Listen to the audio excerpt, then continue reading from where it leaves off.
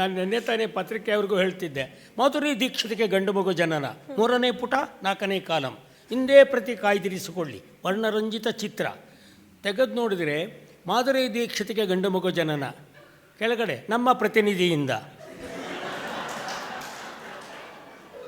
ಮನೆಯಲ್ಲಿ ಹೆಂಡತಿ ಎಂಥದ್ದೇ ಅಡುಗೆ ಮಾಡಲಿ, ಆ ಸಂಸಾರದ ಊಟದ ಅಡುಗೆಯ ನಂತರ ಮೂಡುವಂತಹ ಕಟ್ಟ ಕಡೆಯ ಪ್ರಶ್ನೆ, ನೀನು ಏನೇ ಮಾಡೆ ನಮ್ಮ ಅಮ್ಮನ ಥರ ಮಾಡಲ್ಲ.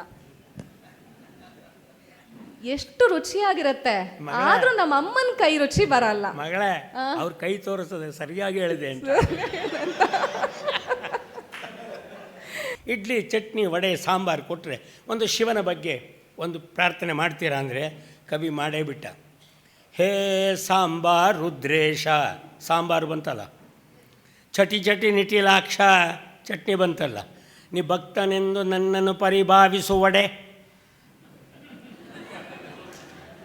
ನನ್ನ ಶಿರವನು ನಿನ್ನ ಚರಣದಲ್ಲಿ ಎಲ್ಲಿ ಯಾವಾಗ ಇಡಲಿ, ತೋರು ಕಾರುಣ್ಯ. ಪ್ರಿಯ ವೀಕ್ಷಕರೇ, ಈ ವಿಡಿಯೋನ ನೋಡೋದಕ್ಕೂ ಮೊದಲು ನಮ್ಮ ಚಾನೆಲ್ ಅನ್ನ ಇನ್ನು ಸಬ್ಸ್ಕ್ರೈಬ್ ಮಾಡ್ಕೊಂಡಿಲ್ಲ ಆದ್ರೆ ತಕ್ಷಣವೇ ಸಬ್ಸ್ಕ್ರೈಬ್ ಮಾಡ್ಕೊಳ್ಳಿ. ಹಾಗೆ ವಿಡಿಯೋ ಇಷ್ಟ ಆಗಿದ್ರೆ ಶೇರ್ ಮಾಡಿ.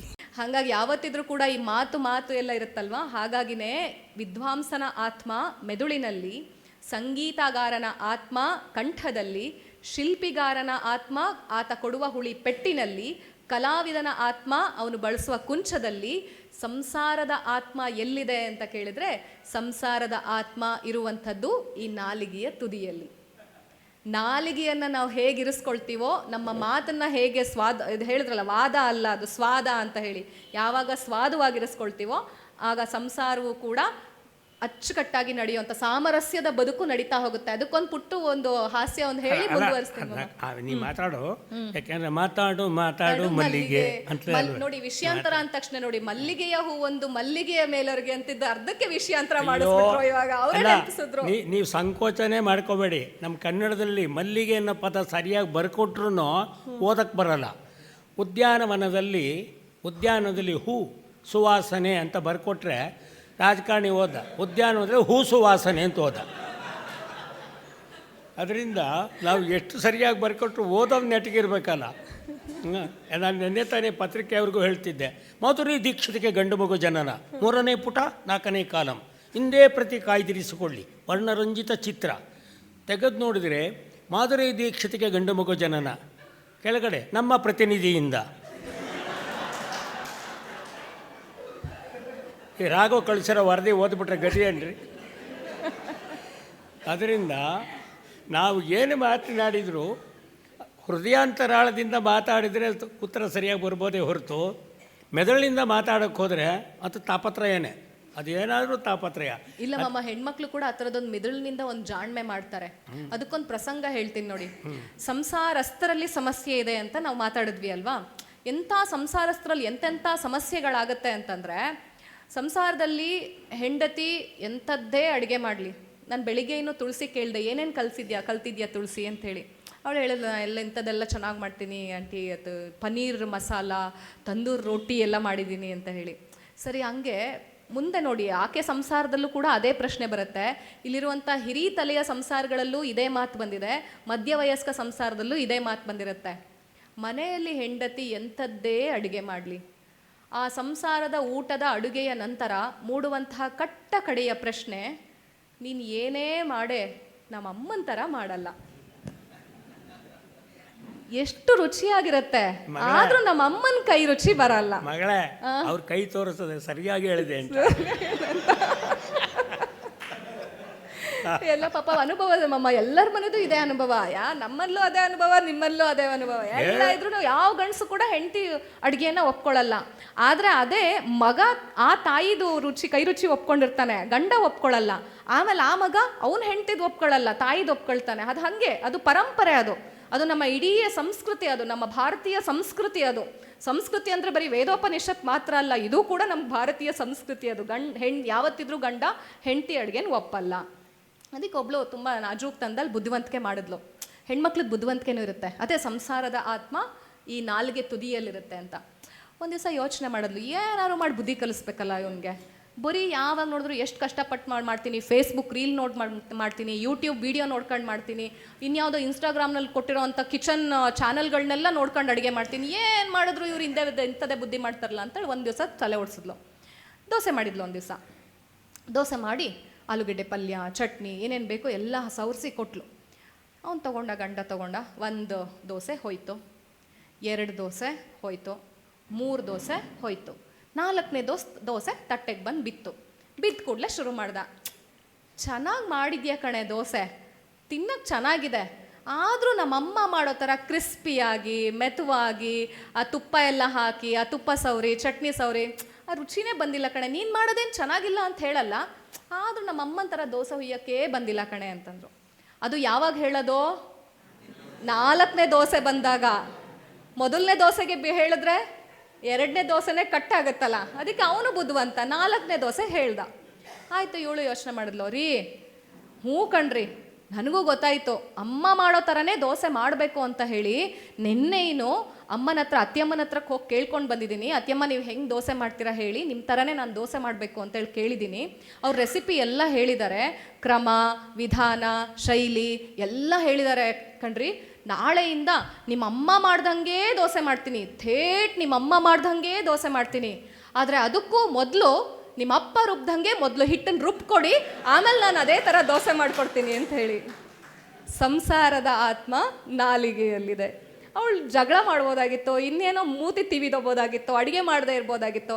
ಆದರೆ ಮಾತನ್ನು ಸಂಸಾರಸ್ಥರಲ್ಲಿ ಹೇಗೆ ನಾಜೂಕ್ತನದಲ್ಲಿ ಅದನ್ನು ನಿರ್ವಹಣೆ ಮಾಡ್ಬೋದು ಅನ್ನೋದಕ್ಕೆ ಒಂದು ಉದಾಹರಣೆ.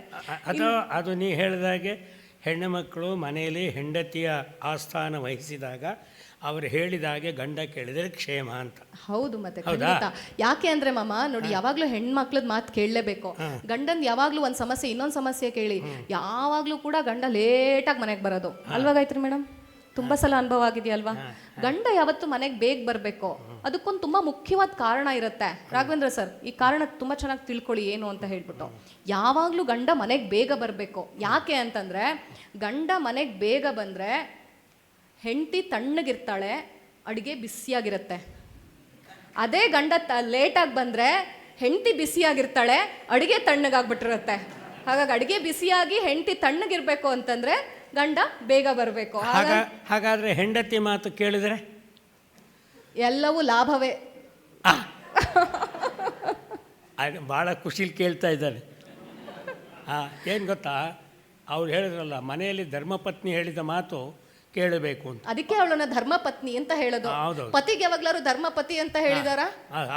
ಇಲ್ಲ, ಧರ್ಮದಲ್ಲಿ ನಡೆಯೋಳು ಪತ್ನಿ ಮಾತ್ರ, ಅದಕ್ಕೆ ಧರ್ಮಪತ್ನಿ. ಆದರೆ ಎದುರು ಮನೆಯನ್ನು ನೋಡ್ತಾ ಇದ್ದಾಗ ಮನೆಯಲ್ಲಿ ಹೆಂಡತಿ ಹೇಳ್ತಾಳೆ ಗಂಡನಿಗೆ, ನೀವು ಇದೆ ದಂಡ ಪಿಂಡಿ ಏನಕ್ಕೆ 20 ವರ್ಷ ಆಯ್ತು ಮದುವೆ ಆಗಿ, ಅವ್ನು ನೋಡ್ರಿ ಎದುರು ಮನೆಯಲ್ಲಿ ನೋಡಿ, ಅವ್ನ ಮಾತಿಗೂ ಹೆಂಡತಿಗೆ ಚಿನ್ನ ಅಡುಗೆ ಮಾಡಿದ್ಯಾ, ಚಿನ್ನ ತಿಂಡಿ ತಿಂದ್ಯಾ, ಚಿನ್ನ ಬೇಗ ಬರ್ತೀನಿ ಅಂತ ಹೇಳಿ ಹೋಗುವಾಗ ಬರುವಾಗೆಲ್ಲ ಮುತ್ತು ಕೊಟ್ಟು ಬರ್ತಾನೆ ರೀ. ನಿಮ್ಮ ಯೋಗ್ಯತೆಗೆ 20 ವರ್ಷದಿಂದ ಇದ್ದೀರಿ, ತುತ್ತು ತಿಂತೀರಾ, ಒಂದಿನ ವಾರ ಥರ ಮುತ್ತು ಕೊಟ್ರೇನ್ರಿ ಅಂದರೆ ಅವನೇನಂದ ಅಂದರೆ ನನಗೂ ಅವಳು ಕೊಡಬೇಕು ಅಂತ ಆಸೆ, ಗಂಡ ಹೋಗ್ತಾನ ಇಲ್ವೋ ಅಂತ. ಇದೇ ಎಡವಟ್ಟುಗಳು ಮಾಮ, ಗಂಡನ್ ಯಾವಾಗಲೂ ಪಾಪ ಇದೇ ಎಡವಟ್ಟು ನೋಡಿ. ನಮ್ಮ ಹೆಣ್ಮಕ್ಳಿಗೆ ಏನಾದರೂ ಒಂದು ಶಾಪಿಂಗ್ ಮಾಡಬೇಕು ಅಂತಂದಾಗ ಅವಳಿಗೇನೋ ಆಸೆ, ನನ್ನ ಮನೆಯವ್ರನ್ನ ಕರ್ಕೊಂಡು ಹೋಗೋಣ, ಅವರು ನನ್ನ ಜೊತೆಗೆ ಬರಲಿ, ಅವರು ಒಂದು 4 ಸಾಮಗ್ರಿ ತಗೊಳ್ಳೋದನ್ನು ಅವರು ಆಯ್ಕೆ ಮಾಡಲಿ, ಯಾವ್ದು ಚಂದ ಯಾವ್ದು ಬಿಡೋದನ್ನು ನಾನು ಒಬ್ಬಳೇ ಹೆಂಗೆ ಡಿಸೈಡ್ ಮಾಡಲಿ, ನಮ್ಮ ಮನೆಯವರು ಯೋಚನೆ ಮಾಡಿ ಹೇಳಲಿ ಅಂತೇಳಿ ಕರ್ಕೊಂಡು ಹೋಗ್ತಾಳೆ ಪಾಪ. ಆದರೆ ಗಂಡ ಸುಮ್ಮನಿರ್ಬೇಕಲ್ಲ, ಅಲ್ಲಿನೂ ಕೂಡ ಅಲ್ಲಿದು ಒಂದು ಚೇಷ್ಟೆ ಶುರುವಾಗುತ್ತೆ. ಪಾಪ ಏನೋ ಮಿಕ್ಸಿಗೆ ಒಂದು ದೊಡ್ಡ ಆಫರ್ ಕೊಟ್ಬಿಟ್ಟಿದ್ದಾರೆ, ದೀಪಾವಳಿ ಆಫರು ಅಂತೇಳಿ ಕರ್ಕೊಂಡು ಹೋದ್ಲಿ ಇವಳು, ಬನ್ನಿರಿ ಒಂದು ಮಿಕ್ಸಿ ತಗೊಂಡು ಬರೋಣ, ಇದು 10 ವರ್ಷ ಆಯಿತು ರುಬ್ಬದೇ ಇಲ್ಲ ಅನ್ನತ್ತೆ, ತರಿನೇ ಆಗಿರುತ್ತೆ, ತಗೊಂಬರೋಣ ಬನ್ನಿರಿ ಅಂತೇಳಿ. ಸರಿ ನಡಿಯ, ಎಲ್ಲದಕ್ಕೂ ಕರಿತೀಯ, ಯಾವುದಕ್ಕೂ ಬರಲ್ಲ ನಾನು, ಸರಿ ನಡಿ ಅಂತ ಬಂದ.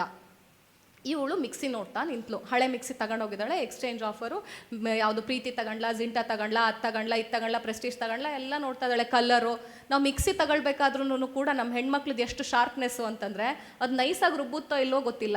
ಯಾವ ಕಲರ್ ಚೆನ್ನಾಗಿರುತ್ತೆ ಮಿಕ್ಸಿನಲ್ಲಿ? ಪಿಂಕ್ ಚೆನ್ನಾಗಿರುತ್ತಾ, ವೈಟ್ ಚೆನ್ನಾಗಿರುತ್ತಾ ಅಂತ ನಾವು ಯೋಚನೆ ಮಾಡ್ತೀವಿ. ಅದರೊಳಗಡೆಗೆ ಎಷ್ಟು ಬ್ಲೇಡ್ ಇರುತ್ತೆ, ಎಷ್ಟು ಫಾಸ್ಟಾಗಿ ಸುತ್ತುತ್ತೆ ರುಬ್ಬುತ್ತೆ, ಅದು ಸೆಕೆಂಡ್ರಿ. ಮೊದಲು ಕಲರ್ ನೋಡೋಕ್ಕೆ ಚೆನ್ನಾಗಿ ಕಾಣಬೇಕು, ನೋಡ್ತಾ ಇದ್ದಾಳೆ ಪಾಪ. ಕೂಲಂಕುಷವಾಗಿ ಇದು ತೊಗೊಂಡ್ಲಾ, ಅದು ತೊಗೊಂಡ್ಲಾ ಎಲ್ಲ ಯೋಚನೆ ಮಾಡ್ತಿದ್ದಾಳೆ. 20 ನಿಮಿಷ ಆಯಿತು. ಆಮೇಲೆ ಪಕ್ಕದಲ್ಲಿ ನೋಡ್ತಾಳೆ, ಮನೆಯವ್ರು ಇಲ್ಲವೇ ಇಲ್ಲ. ಅಯ್ಯೋ ಎಲ್ಲೋದ್ರು ನಮ್ಮ ಮನೆಯವರು, ಪಾಪ ಇಷ್ಟೊತ್ತರೆಗೂ ಕಾಯ್ದು ಏನಾರು ಮನೆಗೆ ಹೋಗ್ಬಿಟ್ರಾ ಬೇಜಾರಾಗಿ ಅಂತ ಹೇಳ್ಬಿಟ್ಟು ಸುತ್ತ ಹುಡುಕ್ತಾಳೆ, ಗಾಬರಿಯಾಗಿ ಹುಡುಕ್ ನೋಡ್ತಾಳೆ. ಅವನೇನೋ ಪಾಪ ಅಲ್ಲಿ ದೂರದಲ್ಲಿ ಹೋಗಿ ಕೂತ್ಕೊಂಡು ಹಿಂಗೆ ನೋಡ್ತಾ ಕೂತ್ಕೊಳ್ತೀನಿ ಸುಮ್ಮನೆ ಹಿಂಗೆ. ಇವಳಿಗೆ ಗಾಬರಿ ಆಯಿತು, ಇದ್ಯಾಕೆ ಹಿಂಗಿದ್ದಾರೆ, ನಾನು ಕರ್ಕೊಂಡು ಬಂದು ತಪ್ಪು ಮಾಡ್ಬಿಟ್ನಾ, ಬೇಜಾರಾಗ್ತಿದ್ಯೇನೋ ಪಾಪ ಅಂತೇಳಿ ದಡದಡ ಅಂತೇಳಿ ಓಡೋಗ್ತಾಳೆ. ಆಮೇಲೆ ದಡದಡ ಅಂತ ಓಡೋಗಿ ಗಂಡ ಎಲ್ಲಿ ನೋಡ್ತಾ ಇದ್ದಾನೆ ಅಂತೇಳಿ ಹಿಂಗೆ ನೋಡ್ತಾಳೆ. ಅವಳು ಹಿಂಗೆ ನೋಡ್ತಾ ನಿಂತಿದ್ರೆ ಅವನು ಗಂಡ ಮತ್ತಿನ್ನೇನು ನೋಡ್ತಾ ಇರಲಿಲ್ಲ, ಆ ಅಂಗಡಿಯಲ್ಲಿರುವಂಥ ಸೇಲ್ಸ್ ಗರ್ಲನ್ನು ನೋಡ್ತಾ ಇದ್ದಾಳೆ. ಸೇಲ್ಸ್ ಗರ್ಲನ್ನು ನೋಡ್ತಾ ನಿಂತ್ಬಿಡ್ತಾರೆ. ಮಾಮ ಸೇಲ್ಸ್ ಗರ್ಲಿ ಕನ್ನಡದಲ್ಲಿ ಏನಂತಾರೆ ಮಾಮ? ನಾನು ಸೇಲ್ಸ್ ಗರ್ಲ್ ಅಂತ ಇಂಗ್ಲೀಷ್ನಲ್ಲಿ ಹೇಳೋದ್ಬಿಟ್ಟೆ, ಕನ್ನಡದಲ್ಲಿ ಮಾತಾಡ್ಬೇಕಲ್ವ ನಾವು. ಸೇಲ್ಸ್ ಗರ್ಲಿ ಕನ್ನಡದಲ್ಲಿ ಏನಂತಾರೆ ಮಾಮ? ಏನಿರ್ಬೋದು, ಏನು ಹೇಳ್ತಾರೆ ಗೊತ್ತಿಲ್ಲ. ಮಾನವ ಅಂದ್ರೇನ್ರಿ? ಮಾನವ ಅಂದ್ರೇನ್ರಿ? ಚೇಂಜ್ ಬರುತ್ತೆ ನೋಡಿ.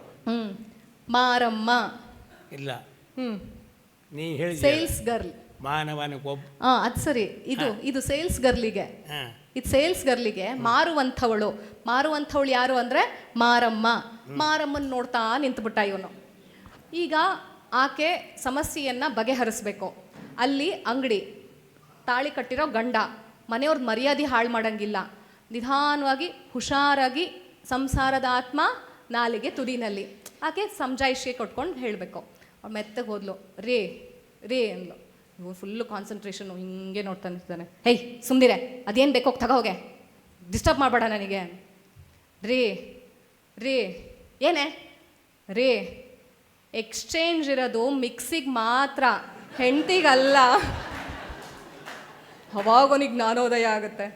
ಜ್ಞಾನೋದಯ ಆಗಿ ಸುಮ್ಮನೆ ತೆಪ್ಪಗೆ ಮನೆಗೆ ಬರ್ತಾನೆ. ಅದಕ್ಕೆ ಇಲ್ಲಿ ನಾನು ನೋಡ್ತಾ ಇರೋ ಹಾಗೆ ಪುರುಷರ ಸಂಖ್ಯೆನೇ ಸ್ವಲ್ಪ ಜಾಸ್ತಿ ಇದೆ. ಅದಕ್ಕೊಂದು ನಿಮಗೆ ಪ್ರಶ್ನೆ ಕೇಳ್ತೀನಿ. ಪುರುಷರ ಜೀವನ ಅದನ್ನು ಮಾನವ ಅಂತ ಹೇಳ್ತೀವಿ. ಮಾನವ ಅನ್ನೋದು ಜೆಂಡರ್ಲೆಸ್ ಆದ್ರೂ ಕೂಡ, ಲಿಂಗ ಭೇದ ಇಲ್ಲದೆ ಹೋದ್ರೂ ಕೂಡ ಮಾನವ ಅನ್ನೋದು ಪುರುಷನಿಗೆ ಆದಷ್ಟು ಸೀಮಿತವಾಗಿ ನಾವು ಅರ್ಥದಲ್ಲಿ ಬಳಸ್ಕೊಳ್ತೀವಿ. ನಾನೊಂದು ಪ್ರಶ್ನೆ ಕೇಳ್ತೀನಿ, ನೀವು ಅದಕ್ಕೆ ಹೌದು ಅಥವಾ ಇಲ್ಲ ಅನ್ನೋದು ಉತ್ತರ ಕೊಡಬೇಕು. ಮಾನವನ ಜನುಮ ಒಂದು ಹೆಣ್ಣಿನಿಂದ ಮತ್ತೊಂದು ಹೆಣ್ಣಿನ ಕಡೆಗೆ ಸಾಗುವುದೇ ಮಾನವನ ಜನುಮ. ಇದನ್ನು ಎಷ್ಟು ಜನ ಒಪ್ಕೊಳ್ತೀರಾ? ದೀಪಕ್ ಒಪ್ಕೊಂತೀರಾ? ಮಾಮ ಪಾಪ ಹಾರ್ಟ್ ಅಟ್ಯಾಕ್ ಆಗೋಯ್ತು ಇವಾಗ ಅವರಿಗೆ. ನಾಳೆ ಅದೇನಾದ್ರೆ ವೈದ್ಯರಿದ್ದೀರಲ್ಲ ಯಾರಾದ್ರೂ?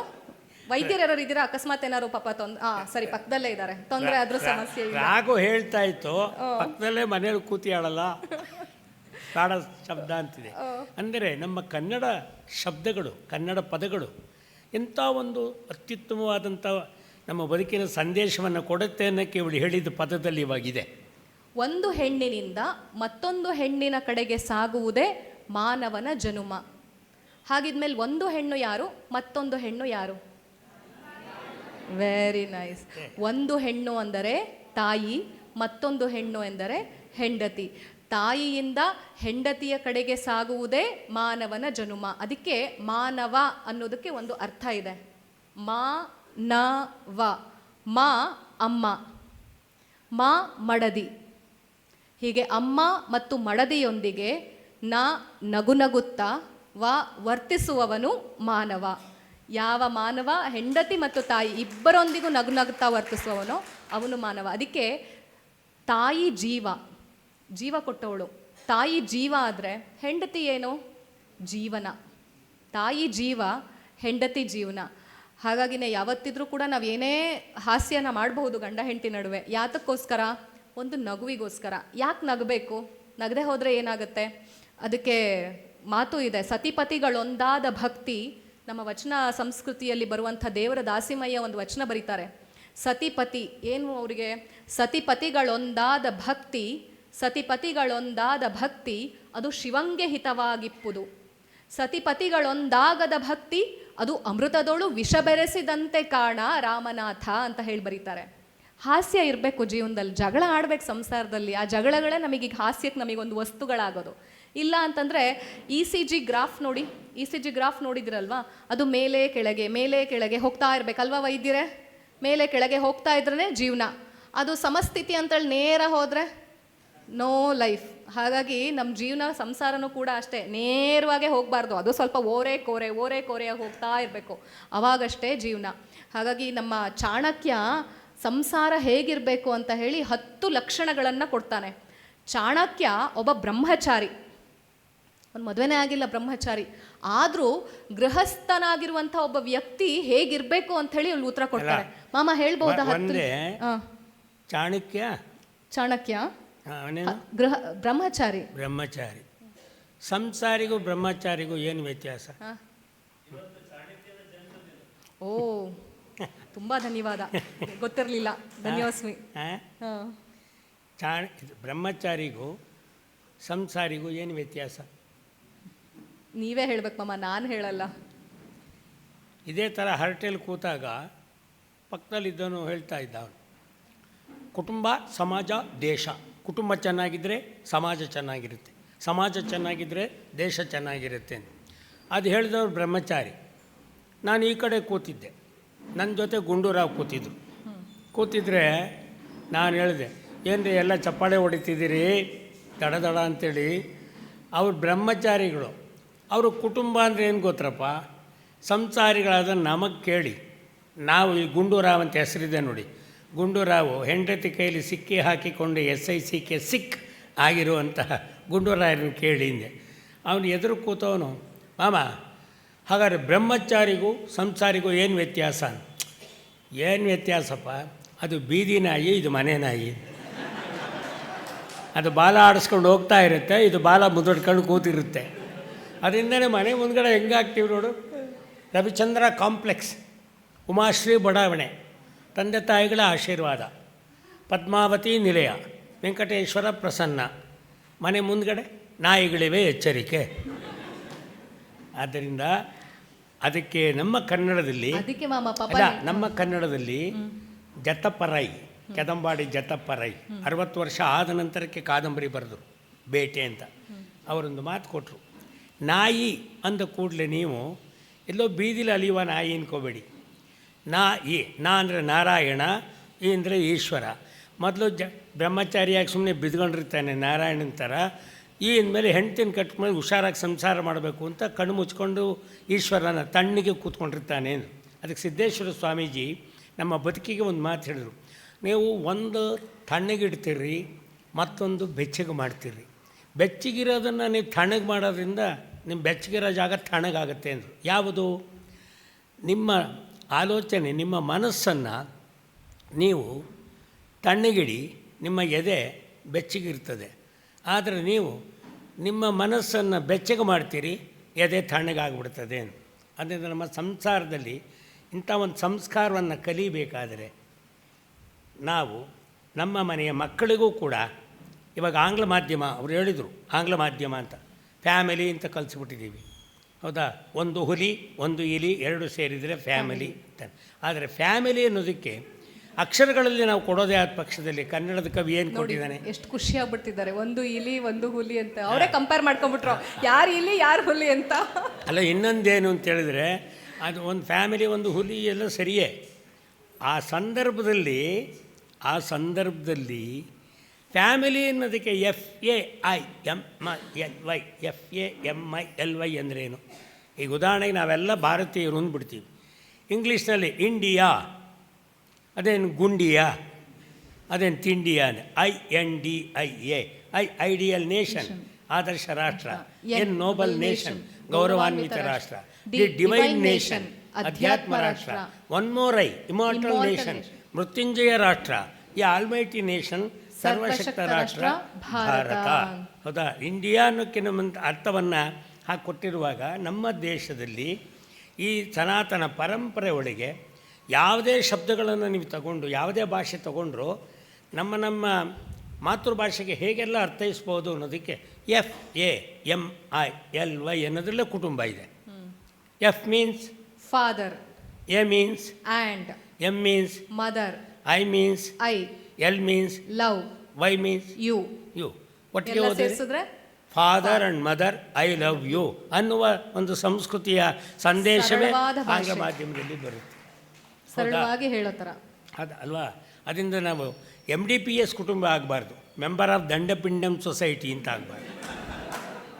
ನಾವು ನಮ್ಮ ದೇಶ, ನಮ್ಮ ಸಮಾಜ, ನಮ್ಮ ಸಂಸ್ಕೃತಿಯನ್ನು ನಾವು ತೋರಿಸಬೇಕಾದ್ರೆ, ನೆನ್ನೆ ಕುಮಾರವ್ಯಾಸಂದು ಹೇಳಿದ್ದೀನಿ, ಕನಕದಾಸಂದು ಹೇಳಿದ್ದೀನಿ. ಇವತ್ತು ನಾವಿಲ್ಲೆಲ್ಲ ಸೇರಿರ್ತಕ್ಕಂಥ ವಿಶ್ವಶಾಂತಿ ಸೇವಾ ಟ್ರಸ್ಟಿನ ಮೂಲಕ ನಾವು ಆಲೋಚನೆ ಮಾಡಬೇಕಾದ್ರೆ ನಾವಿಷ್ಟು ಜನನೂ ಯೋಚನೆ ಮಾಡೋಣ. ಗೂಗಲ್ ಮುಂದೆ ಗೂಬೆ ಥರ ಕುಕ್ಕರಿಸ್ಕೊಂಡು ಎಲ್ಲ ದೇಶಕ್ಕೂ ನೀವು ಡೇಟ್ ಆಫ್ ಬರ್ತ್ ಹುಡುಕಿದ್ರೆ ಆ ಗೂಗಲ್ನಲ್ಲಿ ಗೂಬೆಗೆ ಸಿಗೋವಂಥದ್ದು ಎಲ್ಲ ದೇಶಕ್ಕೂ ಡೇಟ್ ಆಫ್ ಬರ್ತ್ ಸಿಗತ್ತೆ, ಆದರೆ ಭಾರತ ದೇಶಕ್ಕೆ ಡೇಟ್ ಆಫ್ ಬರ್ತ್ ಸಿಗಲ್ಲ. ಇದರ ಅರ್ಥ ಏನು?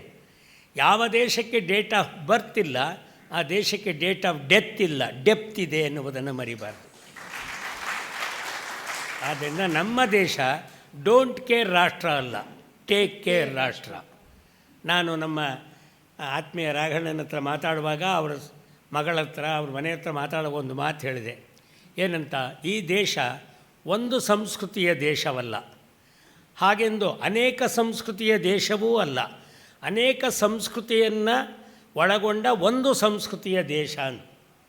ಅದಕ್ಕೆ ನನ್ನ ಆತ್ಮೀಯ ಸೋದರ ದೀಪಕ್ ಹತ್ರ ಮಾತಾಡ್ತಾ ಒಂದು ಫ್ರೇಮ್ ಕೊಟ್ಟೆ ನಾನು, ಹೇಗಿದೆ ಕನ್ನಡದ್ದು ನೋಡಿ ಅಂತ. ಪಂಜಾಬಿ, ಬಂಗಾಳಿ, ಗುಜರಾತಿ, ಮರಾಠಿ, ತಮಿಳು, ತೆಲುಗು, ಜನ, ಉರ್ದು, ಕೋಟಿ. ತಮಿಳು, ತೆಲುಗು, ಮಲಯಾಳಿ, ಹಿಂದಿ ಎಲ್ಲರೂ ಸೇರಿದರೆ ಭಾರತದ ಮಂದಿ. ಒಂದು ಸಮಷ್ಟಿ ಪ್ರಜ್ಞೆ ಒಳಗೆ. ಅದಕ್ಕೆ ಒಂದು ಸಾಹಿತ್ಯದ ಜನ ಆದದ್ರಿಂದ ಒಂದು ಚೀಸ್. ಕನ್ನಡ ನಾಡು ನುಡಿ ಅಂತಂದರೆ ಏನು, ಕನ್ನಡ ಭಾಷೆ ಅಂತಂದರೆ ಏನು? ಒಂದು ಊರನ್ನು ನಾವು ನೋಡೋಕ್ಕಾಗತ್ತಾ ಅಂದರೆ ಇಲ್ಲ. ಹಾಸ್ಯ ಸಾಹಿತ್ಯದಲ್ಲಿ ಬೇರೆದಿರಿ. ಒಂದು ಸತಿನಾದರೂ ನಾನು ಇಡೀ ಪ್ರಪಂಚನ ಸುತ್ಕೊಂಡು ಬರಬೇಕು, ಕೂತ್ಕೊಂಡು ಸುತ್ಕೊಂಡ್ಬರಬೇಕು ಅಂತ. ಅದು ಗಂಡ ಅಂದ, ಅಯ್ಯೋ ಮೊನ್ನೆನೇ ಹೇಳಿದರೆ ನಾನು ಕರ್ಕೊಂಡೋಗ್ಬಿಡ್ತಿದ್ದೆ ಅಂತ. ನಾನು ಪ್ರಪಂಚ ಎಲ್ಲ ಸುತ್ಕೊಂಡು ಬರಬೇಕು, ಹೆಂಗೆ ಸುತ್ತಿದ್ರು ಆ ಪ್ರಪಂಚ ನನಗೆ ಕಾಡಬೇಕು, ಆ ಥರ ತೋರಿಸ್ತೇರೇನ್ರಿ ಅಂತ ಇವತ್ತು ಕೇಳ್ತೀಯಲ್ಲೇ, ಹೋಲಿ ಬಿಡು ಸಾಯಂಕಾಲಕ್ಕೆ ನಿಂಗೆ ತೋರಿಸ್ತೀನಿ ನೀವು. ಹೆಂಗೆ ವೀಸಾ ಸಿಕ್ಬಿಡತ್ತಾನೆ, ಅಟ್ಲಾಸ್ ತಗೊಂಬಂದು ಇಟ್ಬಿಟ್ಟ, ತಿರುಗಿಸ್ಕ ಯಾವ ಕಡೆ ಬೇಕಾದರೂ. ಈ ಜಾಣ್ಮೆಯಲ್ಲಿ ಸಂಸಾರ ಮಾಡೋದಕ್ಕಿಂತ ಜ್ಞಾನದಿಂದ ಸಂಸಾರ ಮಾಡ್ತಕ್ಕಂಥದ್ದು ನಮಗೆ ಬಹಳ ಮುಖ್ಯ.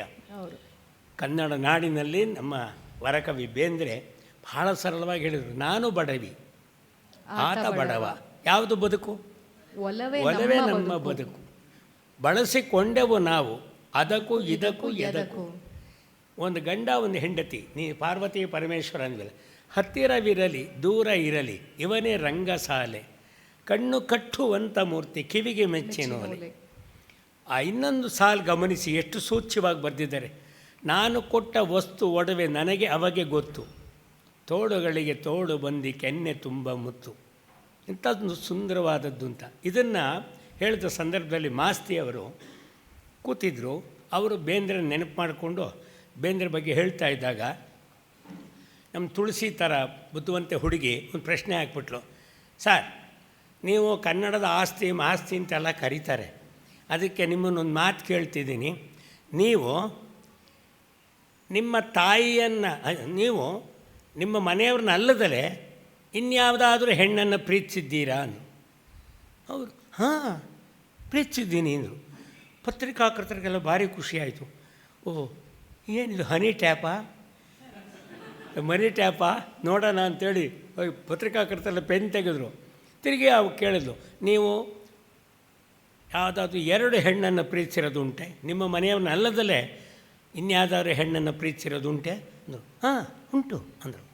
ತಕ್ಷಣ ಯಾರು ಅಂಥ ಭಾಗ್ಯಶಾಲಿ ಯಾರು ಅಂದರು.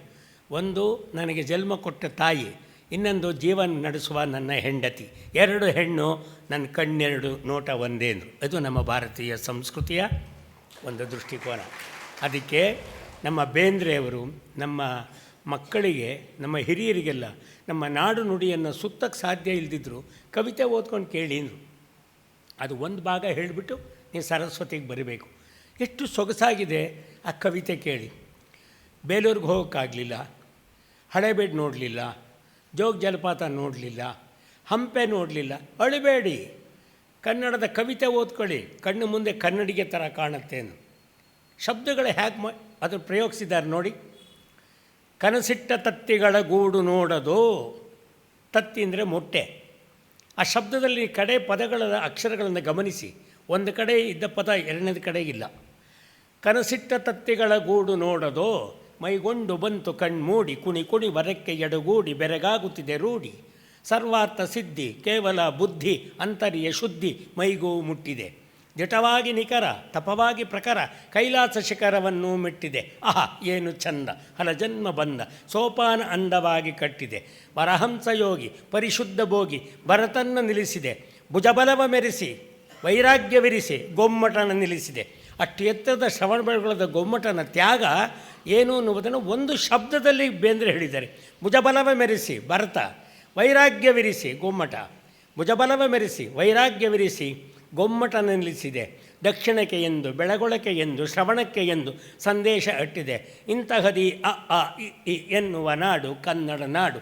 ನನ್ನದು ನನ್ನದು ನನ್ನದು ಒಂದೊಂದು ಮೂರ್ತಿ ಒಡಮೂಡಿ ಆವರಣವನ್ನೇ ಒಡಗೂಡಿ ಸಾಕ್ಷಾತು ಆಯಿತು ಶಿವಮೂಡಿ. ಹಿಮಗಿರಿಯ ಬಾಲೆ ಹೊತ್ತಿಸಿದ ಜ್ವಾಲೆ ಆಹಾ ಶಿವನ ಲೀಲೆ. ಮತ್ತೂ ಮರಳಿಸಿ ಅತ್ತತ್ತ ಏಕೆ ಇತ್ತತ್ತ ಬರಲಿ ಜಗದತ್ತ ಎಂದು ಇಳೆಗೋ ಹೊರಳಿಸಿ ಪಿಂಡಾಂಡದಲ್ಲಿ ಬ್ರಹ್ಮಾಂಡವನ್ನು ಉದ್ದಂಡವಾಗಿ ಹೂ ಅರಳಿಸಿ ಆನಂದಿಯಲ್ಲಿ ಹಲಮಂದಿಯಲ್ಲಿ ಯುಗಸಂಧಿಯಲ್ಲಿ ಬಸವನ್ನ ಬೆಳಗಿಸಿ ಇಹದೇವಿಯಾಗಿ ಮಹದೇವಿಯಾಗಿ ಬಹುತಾಯಿಯಾಗಿ ಶ್ರೀಶೈಲ ತೊಳಗಿಸಿ ಕಲ್ಯಾಣ ಕಟ್ಟಿ ಉಳಿವಿಯನ್ನು ಮೆಟ್ಟಿ ದಿಗ್ದೇಶ ಮೆಟ್ಟಿ ಲಿಂಗಾಂಗ ಗಪ್ಪಿದ ಮಾತೆಲ್ಲ ಜ್ಯೋತಿ ಸರ್ವಜ್ಞ ರೀತಿ ಭವಿಸಂಗ ತಪ್ಪಿದ. ಇಂತಹದಿ ಅ ಇ ಎನ್ನುವ ನಾಡು ಕನ್ನಡ ನಾಡು. ನನ್ನದು ನನ್ನದು ನನ್ನದು ಒಂದೊಂದು ಮೂರ್ತಿ ಒಡಮೂಡಿ ಒಂದೊಂದು ಮೂರ್ತಿ ಒಡಮೂಡಿ ಹರಿಹರರವೇ ಒಂದಾಗಿ ಅಘಟಿತ ಘಟನೆ ಮುಂದಾಗಿ ಶೃಂಗೇರಿ ತುದಿಗೆ ಶಾರದೆಗೆ ಎದೆಗೆ ಅಜ್ಞಾನ ನದಿಗೆ ಪುರಾ ಬಂದಿರೆ ಮೇಲ್ಕೋಟೆ ಗಂಧ ಅದು ಪ್ರಣಯ ಬಂಧ ಎಲ್ಲದರ ಮುಂದೆ ಶ್ರೀಯೇ ಒಂದಿರೆ ಪಡುಗಡಲ ಕಡೆಗೆ ಕನ್ನಡದ ಕಡೆಗೆ ಕೃಷ್ಣ ನಿಂದಿರೆ ದುಷ್ಟರನ್ನು ಒತ್ತಿ ಶಿಷ್ಟರನ್ನು ಎತ್ತಿ ಧರ್ಮವನ್ನು ಎತ್ತಿ ಶುಕರೂಪ ಹಾಡಿದ ಮಾ ಸತಿಯ ನಾಡು ಮುಡುಪಾದ ನೀಡು ಇದಕ್ಕಾರು ಜೋಡು ಇದೋ ನೋಡು ನಡುವಿನ ನಾಡು ಅ ಇ ಎನ್ನುವ ನಾಡು ಕನ್ನಡ ನಾಡು. ನನ್ನದು ನನ್ನದು ನನ್ನದು ಬೇಂದ್ರೆಯವರ ಒಂದು ಕರ್ನಾಟಕದ ದರ್ಶನ ಒಂದು ಶಬ್ದಗಳಲ್ಲಿ ಹೇಗೆ ಮಾಡಿಕೊಟ್ಟಿದ್ದಾರೆ ನೋಡಿ. ಆದ್ದರಿಂದ ಪುಟಮ್ಮ ಇಂಥ ಒಂದು ಸಂಸ್ಕೃತಿಯನ್ನು ಕಲ್ತ್ಕೊಳ್ಬೇಕಾದ್ರೆ ಶ್ರೇಯಾಂಕದಲ್ಲಿ ಬದುಕಬೇಕೇ ಹೊರತು ನಾವು ಕೇವಲ ಕೃಪಾಂಕದಲ್ಲಿ ಬದುಕಿದರೆ ಪ್ರಯೋಜನವಿಲ್ಲ. ನಾವು ಶ್ರೇಯಾಂಕದಲ್ಲಿ ಬದುಕಬೇಕು, ಕೃಪಾಂಕದಲ್ಲಿ ಬದುಕುವಂಥದ್ದಲ್ಲ. ಆ ದೃಷ್ಟಿಯಿಂದ ಇವಿಷ್ಟು ಜನಗಳನ್ನ ಒಂದು ಕೇಳೋಣ. ಏನಂತ ಸರಸ್ವತಿಯ ಜ್ಞಾನ ಎಷ್ಟು ರೀತಿಯಲ್ಲಿ ನಮ್ಮ ತುಳಸಿಗೆ ಹೇಳಿದೆ, ನೀನು ನೃತ್ಯವನ್ನು ಪ್ರದರ್ಶಿಸುವಾಗ ಸರಸ್ವತಿಯ ನೃತ್ಯವನ್ನು ನೀನು ಪ್ರದರ್ಶಿಸುವಾಗ ಈ ಸರಸ್ವತಿ ಅಂತಂದರೆ ಏನು ಅನ್ನುವುದನ್ನು ನಮ್ಮ ಜನಕ್ಕೆ ನಿನ್ನ ತಾಯಿಯಿಂದ ಸಾಹಿತ್ಯದಲ್ಲಿ ತಿಳಿಸಬೇಕು ಅಂತ. ನಾನು ಅವರೊಬ್ಬರಿಗೆ ಮಾತ್ರ ಹೇಳಿದೆ ಅಂತ ಅಂದ್ಕೋಬೇಡಿ. ನಿಮ್ಮ ಮನೆಗಳಲ್ಲಿ ಈ ಭಾರತೀಯ ಸಂಸ್ಕೃತಿಯ ಪರಂಪರೆಯನ್ನು ನೀವು ತಿಳಿಸಿ ಹೇಳಬೇಕು. ಅದಕ್ಕೊಂದು ನೋಡಿ ನೀವೇ ಯೋಚನೆ ಮಾಡಿ. ಇಂಥ ಒಂದು ಕನ್ನಡ ಈಗ ನೆನ್ನೆ ನನ್ನ ಕೇಳ್ತಾಯಿದ್ರು, ನೀವು ಕನ್ನಡ ಬಗ್ಗೆ ಹೇಳ್ತೀರಲ್ಲ ಅಂಥೇಳಿ ಒಂದು ನಟನ ಬಗ್ಗೆ ಕೇಳಿದಾಗ ಈಗ ನೀವು ಯೋಚನೆ ಮಾಡಿ ಹೇಳಿ.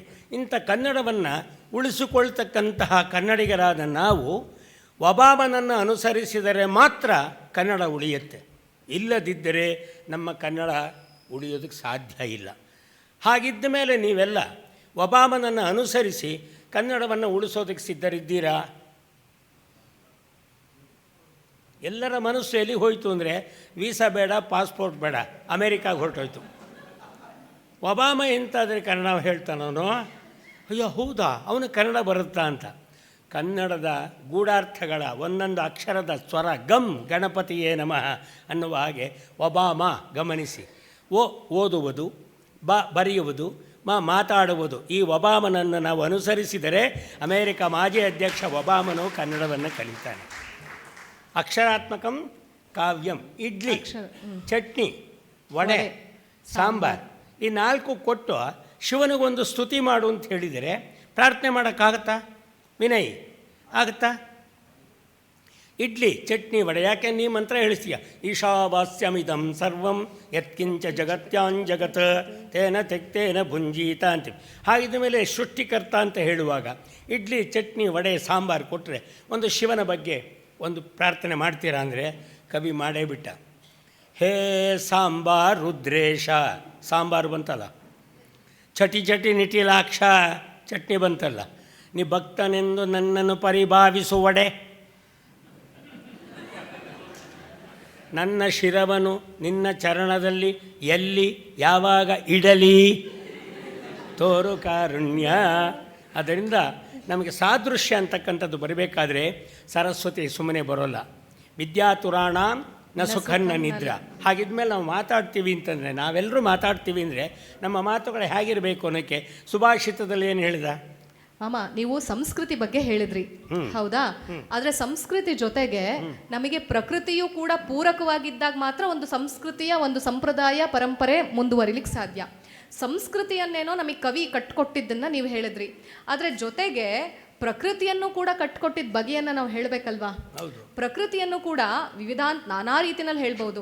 ಆದರೆ ಒಂದೇ ಒಂದು ಕವಿ DVG ಅವರು ತುಂಬ ಸರಳವಾಗಿ ಹೇಗೆ ಪ್ರಕೃತಿಯ ಚಿತ್ರಣವನ್ನು ಕಟ್ಕೊಡ್ತಾರೆ ಅಂದರೆ ನೋಡಿ, ಒಂದು ಮೋಡ ನೋಡ್ತೀವಿ ಹೊರಗಡೆಗೆ ಹೋದಾಗ, ನೀಲಿ ಬಣ್ಣವಾಗಿರುತ್ತೆ, ಮೋಡ ಎಲ್ಲ ಕಟ್ಟಿರುತ್ತೆ.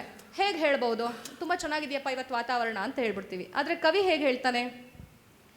ಮೇಲೆ ನೋಡೆ ಕಣ್ಣ ತಣಿಪ, ಮೇಲೆ ನೋಡೆ ಕಣ್ಣ ತಣಿಪ, ನೀಲಪಟದಿ ವಿವಿಧ ರೂಪ, ಜಾಲಗಳನ್ನು ಬಣ್ಣಿಸಿರ್ಪ ಚಿತ್ರ ಚತುರನಾರ್, ಕಾಲದಿಂದ ಮಾಸದ ವಿಚಿತ್ರವೆಸಪನಾರ್. ಕಾಲದಿಂದ ಮಾಸ ಇಲ್ಲ. ಯಾಕೆ? ತ್ರೇತಾಯುಗದಲ್ಲೂ ಅದೇ ಆಕಾಶ, ದ್ವಾಪರ ಯುಗದಲ್ಲೂ ಅದೇ ಆಕಾಶ, ಈ ಕಲಿಯುಗಕ್ಕೂ ಅದೇ ಆಕಾಶ. ಕಾಲದಿಂದ ಮಾಸದ ವಿಚಿತ್ರವೆಸಪನಾರ್. ನೋಡಿ, ಇಲ್ಲಿ ಆಸ್ತಿಕನೋ ನಾಸ್ತಿಕನೋ ಗೊತ್ತಿಲ್ಲ, ಪ್ರಕೃತಿಯನ್ನ ಒಬ್ಬ ವ್ಯಕ್ತಿ ಆರಾಧಿಸ್ತಾ ಇದ್ದಾನೆ. ಮುಂದೆ ಒಂದು ಸಮುದ್ರ, ಕರಾವಳಿ ಇದ್ದೀರಾ, ಒಂದು ಸಮುದ್ರದ ಮುಂದೆ ನಿಂತಾಗ ಹೆಂಗೆ ಕಾಣುತ್ತೆ ಅವನಿಗೆ ಪ್ರಕೃತಿ? ಸುತ್ತ ಹೊಳೆವ ಶೈಲಗಣದ ಕೊತ್ತಲಂಗಳಿಟ್ಟು ಕಡಲ, ಸುತ್ತುಗಟ್ಟಿ ಕೋಟೆ ಇದನ್ನು ಕಲ್ಪಿಸಿರ್ಪನಾರ್, ವಸ್ತು ಚಯವ ನಿಂತು ರಚಿಪ ಶಿಲ್ಪಿ ವರ್ಯನಾರ್. ಕೋಟೆ ಅಂತಂದ್ರೆ ನಾವು ಮಾನವ ನಿರ್ಮಿತ ಕೋಟೆ ಅಲ್ಲ. ಬೆಟ್ಟ ಇಲ್ಲೇ ಇರಬೇಕು, ಗುಡ್ಡ ಇಲ್ಲೇ ಇರಬೇಕು, ಅದನ್ನೆಲ್ಲ ಯಾರಪ್ಪ ಮಾಡಿದ್ರು? ಹಸಿರು ನೋಡ್ತೀವಿ, ಶಿರ್ಸಿ ಅಂದ್ರೆ ನಮಗೆ ಹಸಿರೇ. ಹಸಿರು ಮುಂದೆ ನಿಂತಾಗ ಗಿರಿಯ ತೊರೆಯ ಬನದ ಹೊಲದ ಬೆರಗಿ ನಿಂತೆ ಮೃಗದ ಖಗದ, ಮೆರೆತದಿಂದಲೇ ವಿಹಾರ ಭುವನ ವೆಸಪನಾರ್, ಮರೆಯಲಿರ್ದು ಸೊಬಗ ನಿಂತು ಕವಿಸುತ್ತಿರ್ಪನಾರ್. ಮರೆಯಲಿರ್ದು ಈ ಸೊಬಗನ್ನ ಅವನು ಕಲ್ಪಿಸ್ಕೊಳ್ತಾ ಇದ್ದಾನಂತೆ.